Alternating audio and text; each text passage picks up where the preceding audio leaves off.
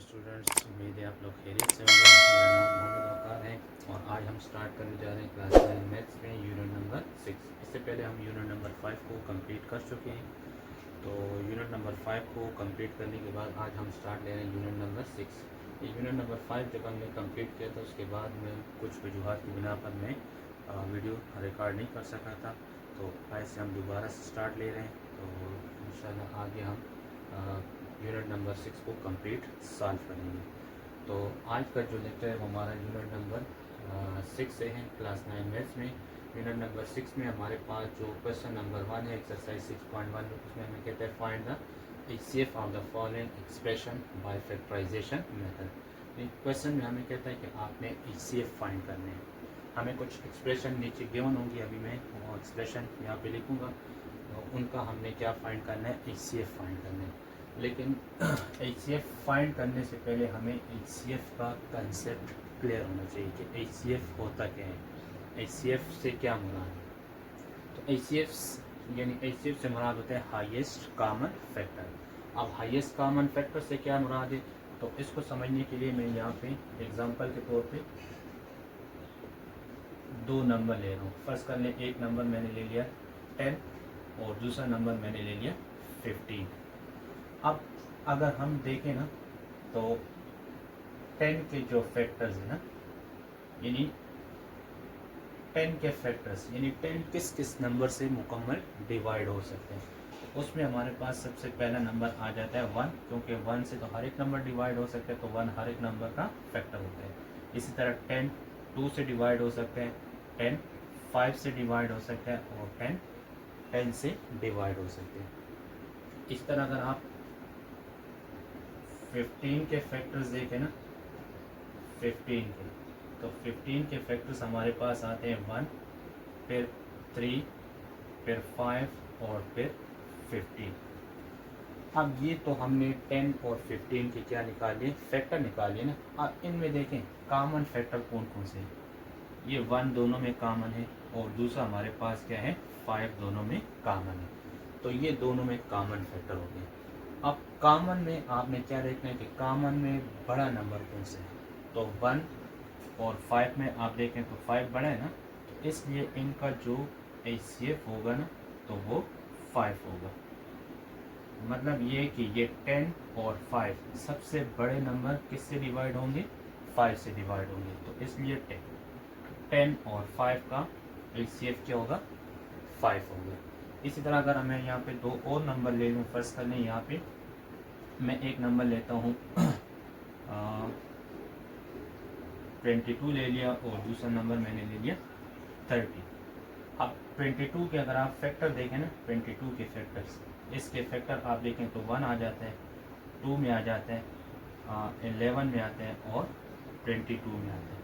इसी तरह अगर आप 30 को देखें तो 1 2 3 5 6 15 एंड 30, ये इसके फैक्टर हुए। अब इसमें देखें तो कॉमन क्या है, 1 दोनों में कॉमन है, फिर 2 दोनों में कॉमन है, इसके अलावा और कोई भी इनमें कॉमन फैक्टर नहीं। तो अब इन दोनों में देखें 1 और 2 में सबसे बड़ा फैक्टर कौन सा है, 2 है, तो इनका HCF क्या होगा, 2 होगा। तो ये हमारे पास HCF का थोड़ा सा कंसेप्ट है। लेकिन यहाँ पे जो हम HCF फाइंड करेंगे वो हमें यहाँ पे इस तरह के नंबर्स नहीं गिवन होंगे। यहाँ पे हमें इन 2 नंबर्स की जगह या 3 नंबर्स की जगह या 2 नंबर्स की जगह हमें 2 एक्सप्रेशन या 3 एक्सप्रेशन, इस तरह एक्सप्रेशन हमें गिवन होंगी, उनका हमने HCF फाइंड करना है, इसी तरह फैक्टराइजेशन मेथड से। ठीक है, तो स्टार्ट लेते हैं हम एक्सरसाइज 6.1 में क्वेश्चन नंबर 1 से। अच्छा, फर्स्ट पार्ट जो है वो हमारे पास है x + 6 whole square and x² - 36। अच्छा डियर स्टूडेंट्स, हमें यहाँ पे 2 एक्सप्रेशन गिवन है, एक है x + 6 होल स्क्वायर और दूसरा है x² - 36। अब इन 2 एक्सप्रेशन का हमने क्या निकालना है, HCF निकालना है। लेकिन कौन से मेथड से निकालना है, फैक्टराइजेशन मेथड से। सबसे पहले हम इसको फैक्टराइज करेंगे। फैक्टराइज करने के बाद इसमें देखेंगे कॉमन फैक्टर कौन से हैं और कॉमन में फिर देखेंगे कि हाईएस्ट कॉमन फैक्टर कौन से हैं, वो हमने फाइंड करना है। तो स्टार्ट लेते हैं। यहाँ पे हम पहले फैक्टराइज करेंगे इस एक्सप्रेशन को हम फैक्टराइज करते हैं x प्लस 6 होल स्क्वायर। अब x प्लस 6 होल स्क्वायर, लेकिन जब हम लिखते हैं ना 3 का स्क्वायर, तो इसका मतलब होता है 3 मल्टीप्लाई बाय 3, यानी होल पावर से मुराद ये होता है कि उस नंबर को आप उतने टाइम मल्टीप्लाई कर सकते हैं। तो यहाँ पे हमारे पास है x प्लस 6 होल स्क्वायर, तो इसको हम लिख सकते हैं x plus 6 into x plus 6, ये हो गई इसकी फैक्टराइजेशन। ठीक हो गया। अब दूसरा एक्सप्रेशन हमारे पास जो है वो है एक्स स्क्वायर माइनस 36। अब देखें, जब सबसे पहले जब भी आप फैक्टराइज का क्वेश्चन करेंगे ना, तो सबसे पहले आप कॉमन देखेंगे कि इन दोनों टर्म में कॉमन टर्म है कि नहीं हमारे पास। तो एक्स स्क्वायर और 36 में तो हमारे पास कोई भी कॉमन नहीं। एक्स स्क्वायर माइनस 36, तो इसको हम लिख सकते हैं एक्स स्क्वायर माइनस 36 को हम लिख सकते हैं 6 स्क्वायर।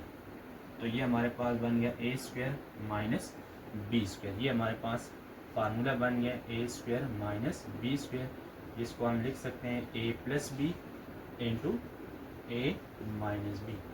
इस फॉर्म में हम इसको लिख सकते हैं। अब यहाँ पे देखिए, ए की जगह एक्स है और बी की जगह हमारे पास क्या है 6, तो ए की जगह हम लिखेंगे एक्स, यानी x plus 6 into x minus 6। ये इसकी फैक्टराइजेशन होगी। अब इसकी फैक्टराइजेशन में देखें, हमारे पास x plus 6 into x plus 6 आया था, और इसकी फैक्टराइजेशन में देखें तो हमारे पास दो फैक्टर आए, x प्लस 6 और दूसरा x माइनस 3।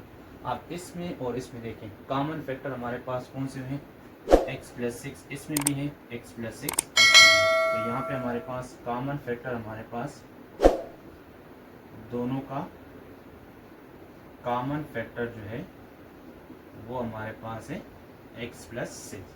दूसरा कोई भी इसमें कॉमन नहीं है, तो इसलिए इनका HCF जो हो जाएगा ना, हाईएस्ट कॉमन फैक्टर, वो भी क्या होगा x प्लस 6 ही होगा। तो ये इसका क्या आ जाएगा आंसर।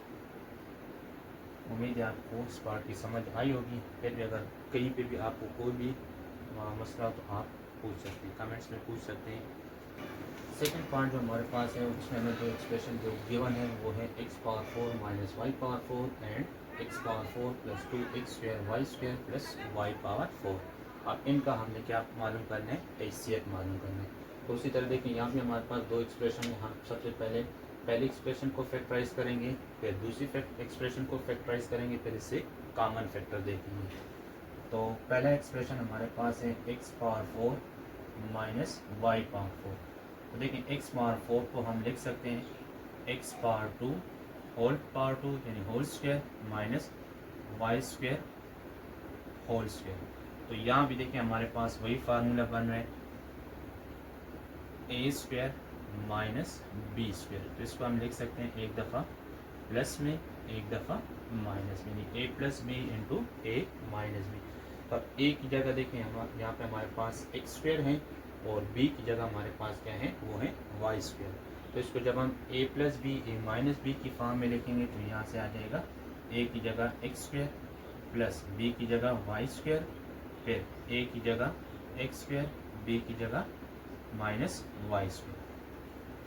अब इस एक्सप्रेशन को तो हम मज़ीद फैक्टराइज नहीं कर सकते क्योंकि यहाँ पे दरमियान में क्या है प्लस आ रहा है और दोनों में कुछ कॉमन भी नहीं, तो इसको हम मज़ीद फैक्टराइज नहीं कर सकते। लेकिन इसके ऊपर हम दोबारा से ये फार्मूला अप्लाई कर सकते हैं। देखिए a square minus b square, तो इसको हम दोबारा से a plus b a minus b की फॉर्म में लिख सकते हैं। तो यहाँ से आ जाएगा x square plus y square अपनी जगह पे, इसको दोबारा फैक्टराइज कर लें तो ये हो जाएगा x plus y into x minus one. ये इसकी कंप्लीट फैक्टराइजेशन होगी। अब नेक्स्ट जो एक्सप्रेशन हमारे पास वो है x power 4 plus 2x square y square plus y power 4। अब यहाँ पे देखें एक्स पावर 4 जो है इसको मैं लिख सकता हूँ x square whole square plus 2 into, इसको मैं लिख सकता हूँ x square into y square. लेकिन वही चीज़ है, सिर्फ मैंने इसको किस में लिख दिया, ब्रैकेट में लिख दिया। क्यों ब्रैकेट में लिखा, ये अगर हम इसके ऊपर हम नेक्स्ट में हम इसके ऊपर फार्मूला अप्लाई करेंगे तो उसमें आपको आसानी होगी कि इसमें हमारे पास ये कौन से फार्मूला बन रहे। देखिए अगर इस टर्म को हम नाम दे दें यूजिंग फार्मूला, इस टर्म को आप नाम दे दें ए, तो ये बन गया ए का स्क्वायर प्लस ये आ जाएगा 2, इसको हमने ए का नाम दिया ना तो यहाँ पे आ जाएगा ए, इस टर्म को आप बी का नाम देंगे तो ये बन जाएगा बी और ये बन जाएगा बी स्क्वायर, और ये हमारे पास बराबर होता है a plus b whole square के। यानी यहाँ पे देखें एक्स स्क्वायर को हमने ए का नाम दे दिया और वाई स्क्वायर को हमने किसका नाम दे दिया बी का, तो ये बन गया a square plus 2ab plus b square, और ये हमारे पास फिर बराबर होता है a plus b whole square के। तो अब इसी चीज़ को हम इस फॉर्म में लिखेंगे तो ये हमारे पास आ जाएगा ए की जगह हम लिखेंगे एक्स स्क्वायर प्लस बी की जगह हम लिखेंगे वाई स्क्वायर होल स्क्वायर, और होल स्क्वायर से मुराद मैंने आपको शुरू में बताया था कि होल स्क्वायर से मुराद होता है कि एक नंबर को 2 दफ़ा मल्टीप्लाई करना। तो इसको हम अब लिख सकते हैं x square plus y square into x square plus y square, तो ये इसकी कंप्लीट फैक्टराइजेशन होगी। अब इसमें और इसमें आप देखें कॉमन फैक्टर हमारे ये वाला, ये हमारे पास पहले टर्म की फैक्टराइजेशन थी पहली एक्सप्रेशन की, और ये हमारे पास दूसरी एक्सप्रेशन की फैक्टराइजेशन होगी। इनमें अब देखें x square plus y square, x square plus y square दोनों में आ है ना, तो यहाँ से हमारे पास कॉमन फैक्टर जो होगा इन दोनों का वो हो जाएगा x square plus y square, और कॉमन फैक्टर ही हमारा क्या होता है एक ही कॉमन फैक्टर यहाँ पे, तो यहाँ पे हमारा HCF भी हो जाएगा x square plus y square, ये इसका आंसर है। अच्छा तीसरा पार्ट हमें गिवन है x minus 3 x square minus 9 and x minus 3 whole square. अब यहाँ पे हमें 2 के बजाय 3 टर्म गिवन है, 3 एक्सप्रेशन हमें गिवन है, 3 एक्सप्रेशन हमें गिवन है। यहाँ पे हमें 2 के बजाय कितनी एक्सप्रेशन गिवन है 3 एक्सप्रेशन गिवन है। अब इन तीनों का हमने क्या निकालना है HCF निकालना है, तीनों को हम फैक्टराइज करेंगे और फैक्टराइजेशन के बाद देखेंगे कि इसमें कॉमन फैक्टर कौन कौन सा है। तो पहला एक्सप्रेशन हमारे पास है x माइनस 3।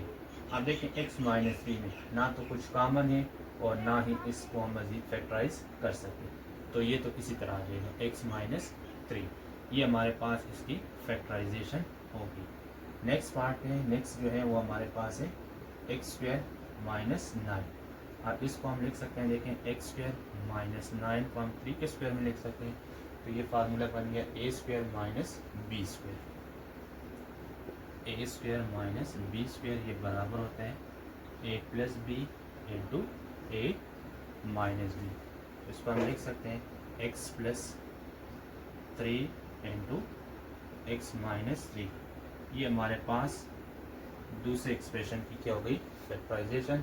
अब तीसरा है हमारे पास वो है x माइनस 3 का होल स्क्वायर, और होल स्क्वायर में माइनस 3, तीसरी एक्सप्रेशन है हमारे पास x minus 3 whole square. Whole square से मुराद है कि इसको हमने 2 बार लिखना है x minus 3 into x minus 3, तो ये इसकी होगी कंप्लीट फैक्टराइजेशन।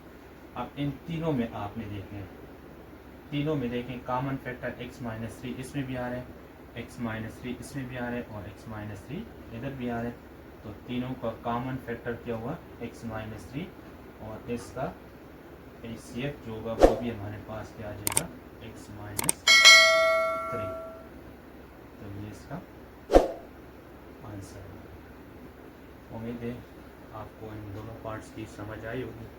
अगर फिर भी कहीं पे भी आपको कोई भी मसला हो तो आप कमेंट्स में पूछ सकते हैं। शुक्रिया।